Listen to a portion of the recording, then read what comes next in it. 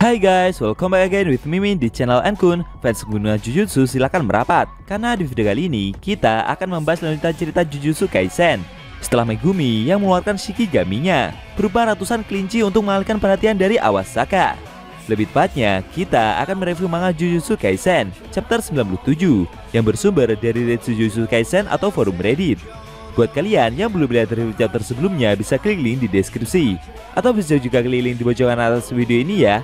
Dan buat kamu yang cuma ngikutin animenya atau tidak mau kena spoiler, Enkun sarankan mending stop videonya aja dari sekarang. Nah, di chapter 97 ini, pertempuran kembali berlanjut. Megumi dan Yuji menemukan cara untuk mengalahkan Awasaka. Di sisi lain, secara mengejutkan, Zenin Toji malah hidup kembali. Penasaran? Oke, langsung saja kita bahas. Let's go!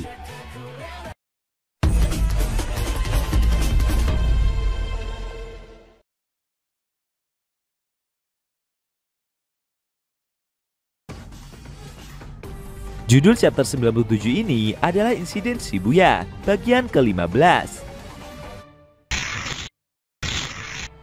Pada awal scene, kita diperlihatkan cucu dari nenek Ogami yang berhasil merubah wujudnya menjadi Toji. Ino yang melihat kejadian itu begitu kaget. Dia merasa jika kedua pengguna kutukan ini seperti menggunakan teknik pemanggilan arwah untuk berubah wujud. Menurut Ino, nenek tersebut seperti seorang necromance. Tapi bukan itu masalah yang sebenarnya. Ino sendiri juga tidak tahu siapa orang ini.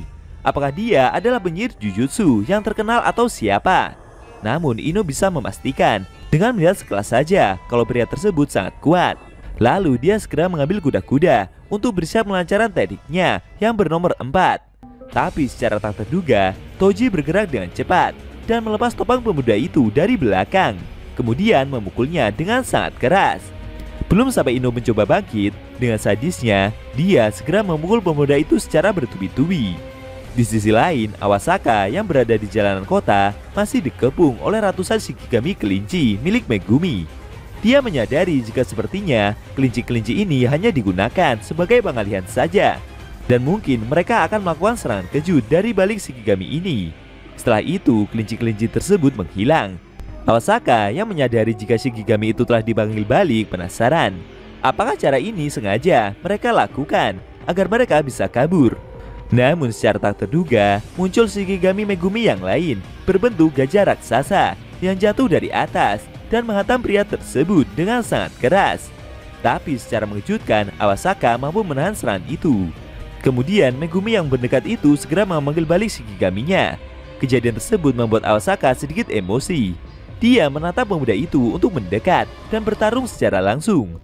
Namun Megumi yang berdiri di atas pagar besi itu menjawab kalau sepertinya gaya bertarung tersebut lebih cocok bagi temannya itu. Ternyata dari arah sebelah ada Yuji yang melemparkan sebuah mobil ke arah Awasaka. Meskipun sempat kaget, tapi pria itu masih dapat menahan serangan tersebut. Dia merasa harus waspada karena Yuji lumayan tangguh juga dan memiliki kekuatan yang besar pula. Ketika pria tersebut membuang mobil yang sebelumnya Yuji lemparkan, dengan sigap Megumi segera melompat dan melancarkan serangannya. Tapi Awasaka tidak tinggal diam.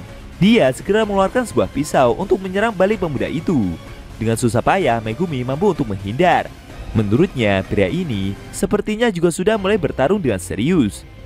Dari sisi sebelah ada Yuji yang mengambil kuda-kuda untuk bersiap melancarkan pukulan Kaitaiken-nya. Awasaka yang melihat aksi tersebut tersenyum. Dia merasa jika sepertinya serangan penuh akan kedua pemuda itu lancarkan. Benar saja, Megumi dan Yuji maju secara bersamaan. Sambil mengambil kuda-kuda, Awasaka mencoba bertahan. Dalam hatinya dia berkata jika teknik yang dia miliki ini adalah inverse. Saat tekniknya diaktifkan, semakin kuat sebuah serangan, maka akan dibuat menjadi semakin lemah. Begitu juga sebaliknya.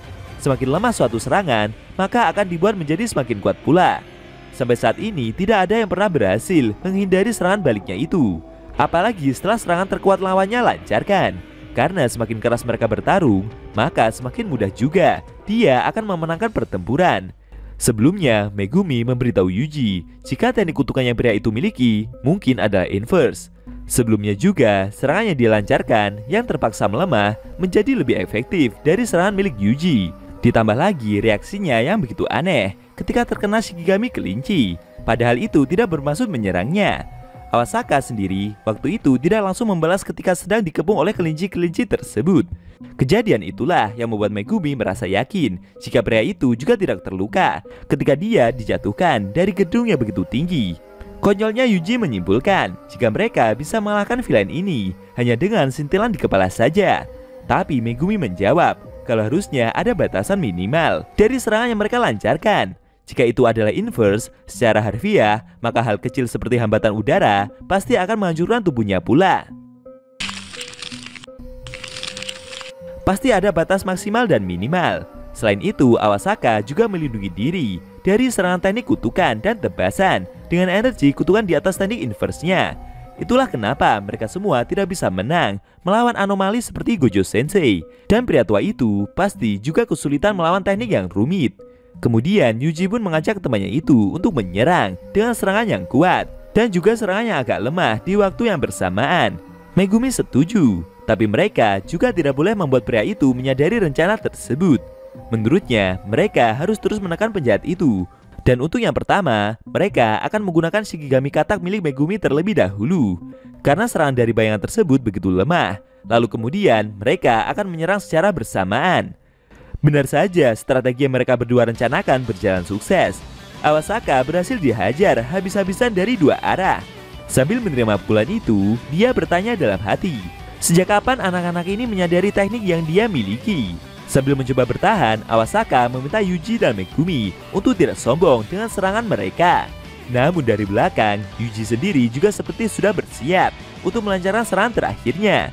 Menyadari hal itu, Awasaka pun menoleh dan mencoba menyerang balik menggunakan pisaunya. Tapi Yuji berhasil menghindar. Lalu ketika dia melancarkan pukulannya, Yuji sempat menghentikannya sebentar pada saat tangannya mau menyentuh wajah pria itu. Lalu kemudian dia mengeluarkan kekuatannya lagi. Serangan tersebut membuat Awasaka menerima pukulan yang sangat keras. Dan seketika dia pun tumbang. Megumi yang melihat aksi tersebut tidak menyangka jika temannya ini bisa melakukan serangan teratur dengan cukup baik. Dan akhirnya pertempuran melawan penjaga tirai telah berakhir dengan kemenangan Yuji dan Megumi. Setelah ini, apa yang akan mereka berdua lakukan? Karena sebelumnya di puncak atap, Ino diajar habis-habisan oleh cucu nenek Ogami yang telah berubah wujud menjadi Toji. Sayangnya, scene cerita manga Jujutsu Kaisen chapter 97 telah berakhir.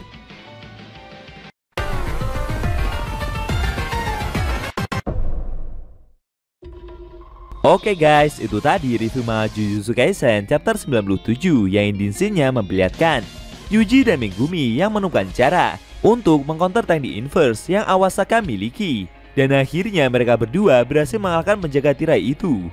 Meskipun di sisi lain, Ino sendiri yang berada di atas gedung telah diajar habis-habisan oleh cucu nenek Ogami yang berubah wujud menjadi Toji. Bagaimana menurut kamu? Jangan lupa tinggalkan komentar kalian ya. Kalau mau nonton review sebelum atau selanjutnya, bisa klik link di deskripsi. Linknya udah Mimin taruh di sana kok. Buat kalian pengen nonton review manga Jujutsu Kaisen secara maraton, bisa klik link di deskripsi juga ya guys. Oke, tekan like kalau suka sama video ini dan dislike kalau nggak suka. Jika ada kata-kata dari Enku yang kurang pas, Enku mohon maaf dan sampai bertemu di video review manga Jujutsu Kaisen selanjutnya.